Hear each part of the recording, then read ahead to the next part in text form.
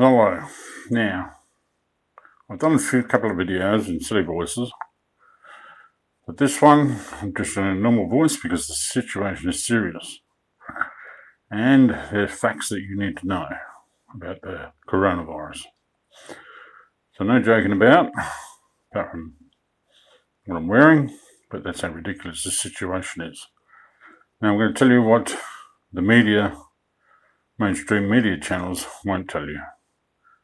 I sent my first 6-minute video to probably 600 reporters worldwide, Channel 7, Channel 9, practically every one of the regional reporters in Brisbane, Channel 7 Brisbane, Sydney, everywhere.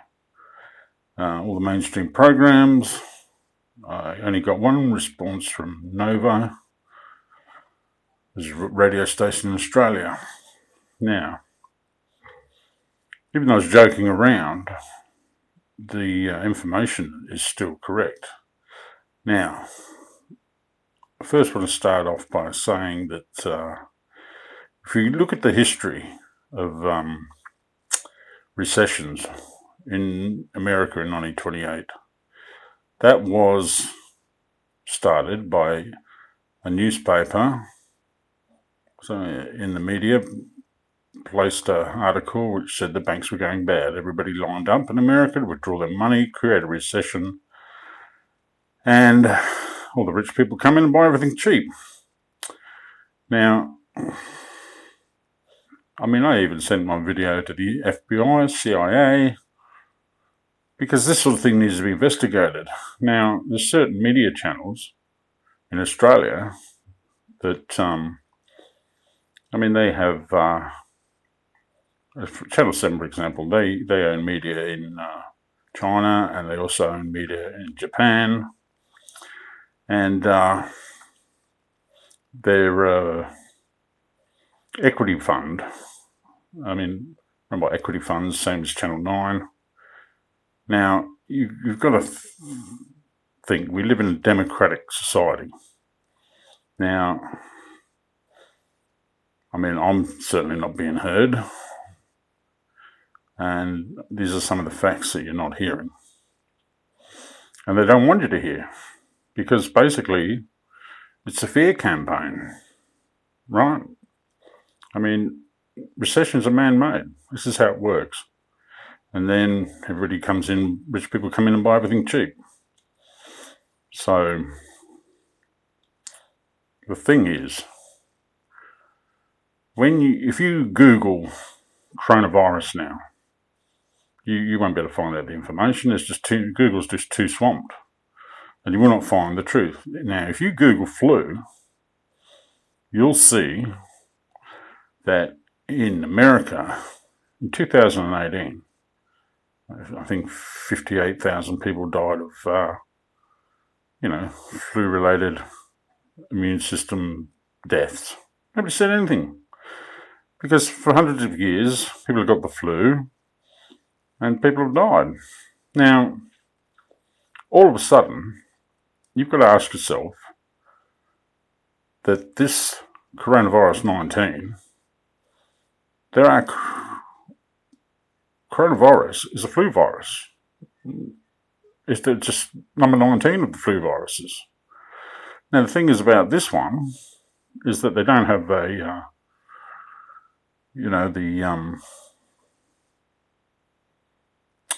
what's the word? Jeez, the shot. They haven't got the shot for anyway. So old people are vulnerable. So you think to yourself, all this money, all these companies going broke, could have been handled differently. I believe it could have. If you isolate the sick and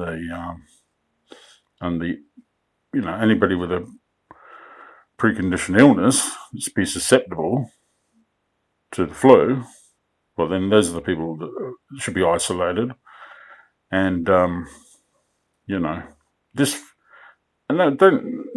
flu, and that's what it is.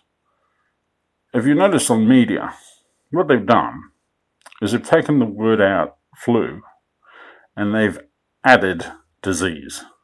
And this is why everybody's scared shitless. You know, I mean, coronavirus disease. You know, before, when it was flu season, it would have been a new flu strain. Now, if you saw that on the media, coronavirus, a new flu, coronavirus 19, you're not as scared, are you? Because you know if you're healthy, it's not going to kill you. And they know it too. But what do? They've taken those words out deliberately. And you've got to question it. You've got to question the fact that why in 2018 nobody seemed to complain. But okay, if you want to do something about it, do something, spend the money on the elderly. And we're supposed to be a democratic society. I mean, give us a choice. I mean, if I have a choice of flu or losing my house or my job, like this is what's happening, I'll take the flu. Thanks very much. And they're saying we had 3 deaths in Western Australia, and they called it a pandemic. They could not wait to get the pandemic word out there, scaring everybody. And we didn't do enough. This is the first time in history that we basically trying to stop people catching the flu. I mean, we've evolved from catching the flu, our bodies fight it, and we become stronger.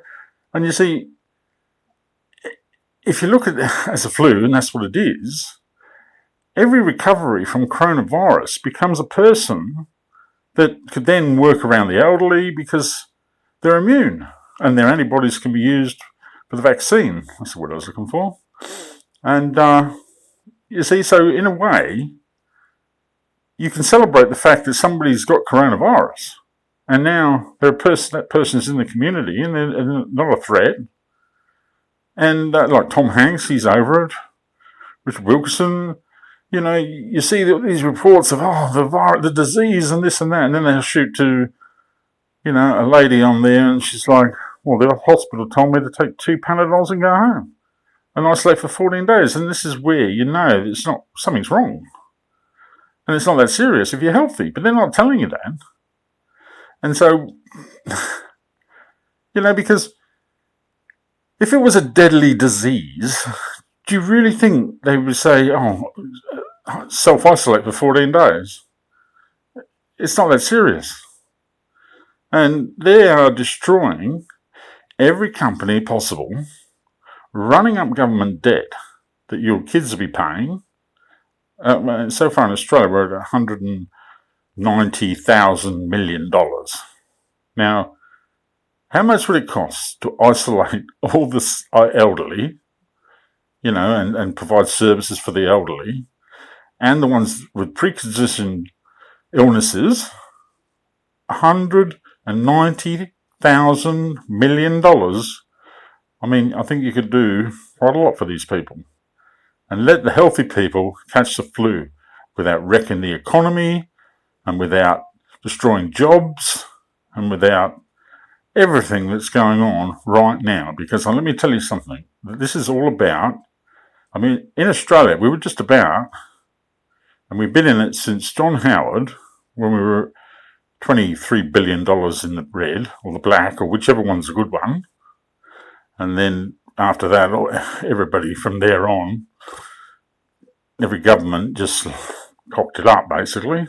But the banks had a role to play in Australia because the Australian banks have the freedom basically to set the interest rate. Now that's not allowed in China. And so they're the ones running the country, the banks, because we would have recovered a lot quicker from the last recession, you know, with all the American home loans going bad. But they kept their interest rates up, so they'll squeeze every dollar out of the country because our government doesn't have the will. Like China can set their own interest rate. And then if you talk to a politician, you'll say, we don't get involved in monetary policy. That's just an excuse. Well, what good are you? Why be there if you can't control the country? But it's all about the banks and the bankers getting richer. Now, they went through